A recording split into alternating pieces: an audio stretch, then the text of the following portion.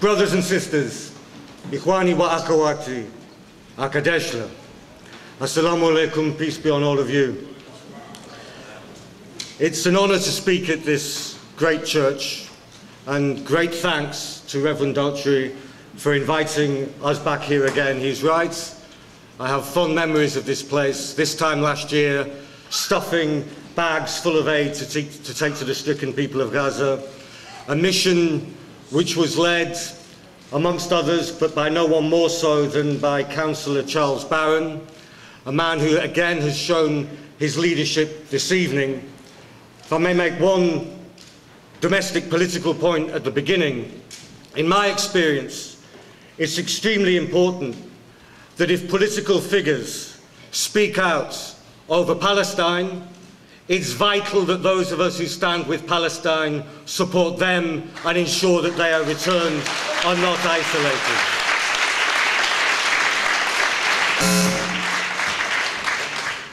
After the British Empire murdered Irish freedom fighters, strapping people who were wounded already to a chair in order to execute them, following the Easter Rising of 1916, the great poet William Butler Yeats wrote, "All changed, changed utterly.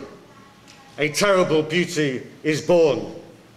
Today we might add to the second part, the couplet, "A new phase of struggle is born, but at a terrible, almost unbearable price.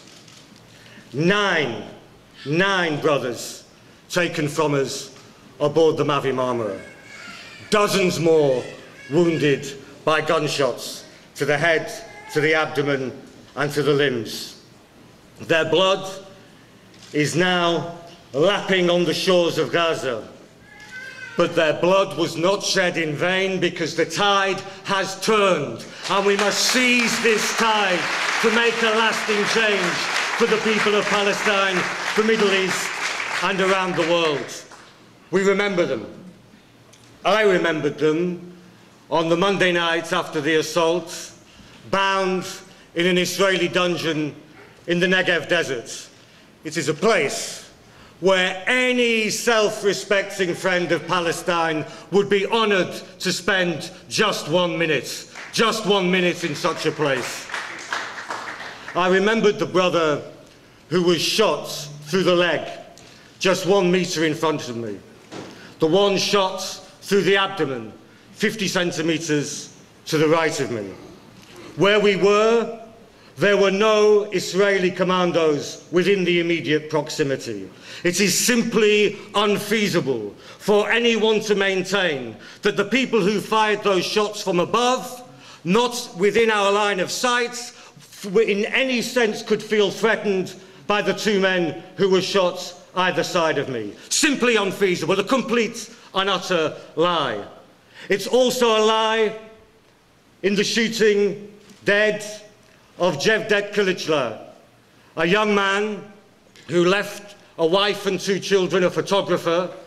He was holding a stills camera, again, not one Israeli commando within the immediate vicinity, but he was shot through the forehead, the high-velocity bullets blowing away the back third of his skull, cradled by a friend of mine, Nicky Enchmarch, as the last few seconds of his life passed away.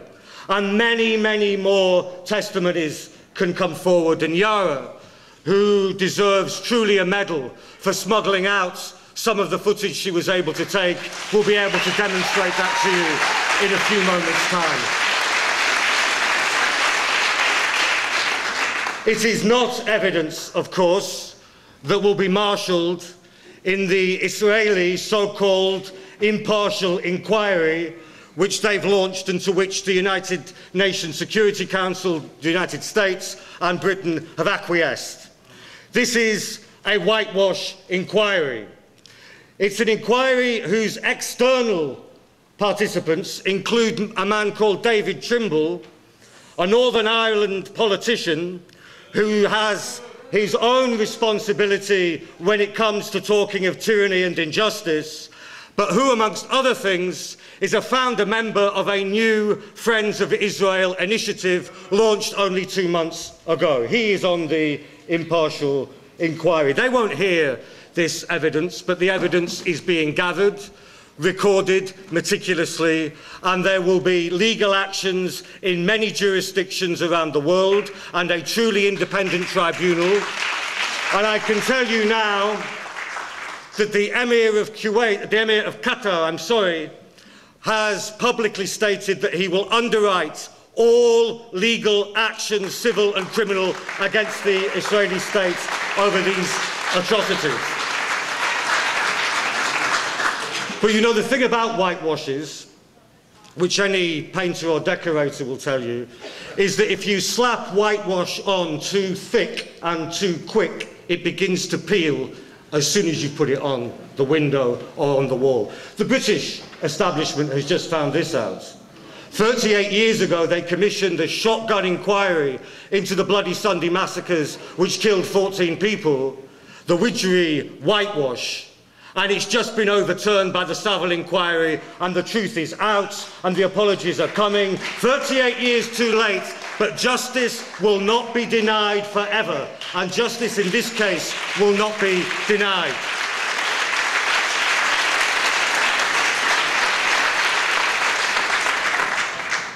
Because the tide has turned.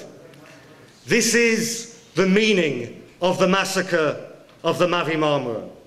It is that the miasma of defeat, which sedimented for so long in the minds of people throughout the Middle East, and even upon many of our own minds in this room tonight, is finally lifting. And we can see through the disappearing fog the way forward, and how we can start to take some steps forward to victory. The question is not, will this siege be lifted? The question is how rapidly it will take and how this siege will be ended. This is the question that we need to ask. I was with some of the families of the 9 people who were murdered.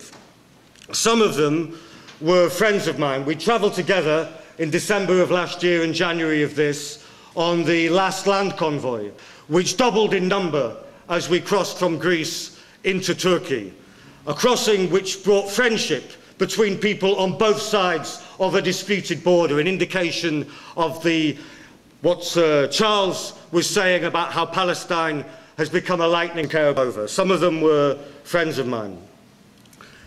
The relatives of those who fell were very, very clear. Israel is attempting to terrorize not only the Palestinian people, but all of those who stand with them. But we are not afraid. We are not afraid today. We are not afraid today. And we will not be afraid in the future missions which are coming soon, about which